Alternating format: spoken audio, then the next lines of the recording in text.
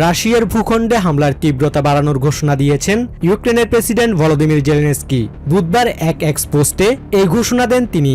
ইউক্রেনের প্রতিরক্ষা মন্ত্রণালয়ের তথ্য অনুযায়ী 2022 সালে পূর্ণমাত্রার যুদ্ধ শুরু হওয়ার পর থেকে রাশিয়ার অভ্যন্তরে হামলা চালানোর সক্ষমতা 170% বৃদ্ধি করেছে কিয়েভ। ইউক্রেনের নিরাপত্তা সংস্থা এসবিইউ নিশ্চিত করেছে তাদের ড্রোনের আঘাতে রাশিয়ার প্রামাঞ্চলের একটি তেল পাম্পিং স্টেশনে আগুন লেগেছে। এছাড়া কৃষ্ণ সাগরের তুয়াপসে তেল শোধনাগারেও 2 সপ্তাহের মধ্যে 3 বার ড্রোন হামলা চালানো হয়েছে। হামলার এই নতুন ধারাকে প্রেসিডেন্ট জেলেনস্কি যুদ্ধের নতুন অধ্যায় হিসেবে বর্ণনা করেছেন। দূরপাল্লার সমরাস্ত্র ব্যবহার করে রাশিয়ার তেল শিল্প ও বন্দরগুলোতে চালানো এসব হামলা মূলত মস্কোর যুদ্ধের অর্থায়ন সংকুচিত করার একটি কৌশল। তবে রাশিয়ার প্রেসিডেন্ট ভলোদিমির পুতিন এসব হামলাকে বেসামরিক স্থাপনার ওপর হামলা হিসেবে আখ্যা দিয়ে এর নিন্দা জানিয়েছেন।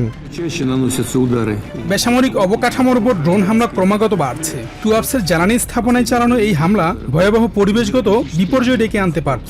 তবে আমাদের স্থানীয় প্রশাসন পরিস্থিতি নিয়ন্ত্রণে কাজ করছে এবং জনগণ এসব চ্যালেঞ্জ মোকাবিলা করছে।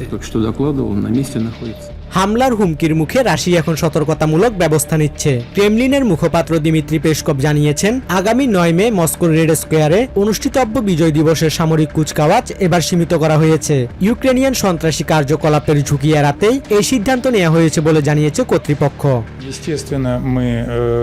ইউক্রেনিয়ান শাসকরা যুদ্ধের ময়দানে এলাকা হারাচ্ছে এবং এখন তারা সম্পূর্ণভাবে সন্ত্রাসী কর্মকাণ্ডে জড়িয়ে পড়েছে। এই হুমকির প্রেক্ষাপটে ঝুঁকি কমাতেই বিজয় দিবসের প্যারেড সংক্ষিপ্ত করা হয়েছে। দুই দেশের এই পাল্টাপাল্টি হামলা কেবল যুদ্ধের ময়দানকেই উত্তপ্ত করছে না, বরং বৈশ্বিক জ্বালানি বাজারেও তৈরি করছে এক দীর্ঘমেয়াদী প্রভাব পড়ার আশঙ্কা। Basudevnath, TVN 24 news desk. New York থেকে সম্প্রচারিত টিভিএন 24 টেলিভিশন বিশ্বজুড়ে বাঙালির কণ্ঠস্বর।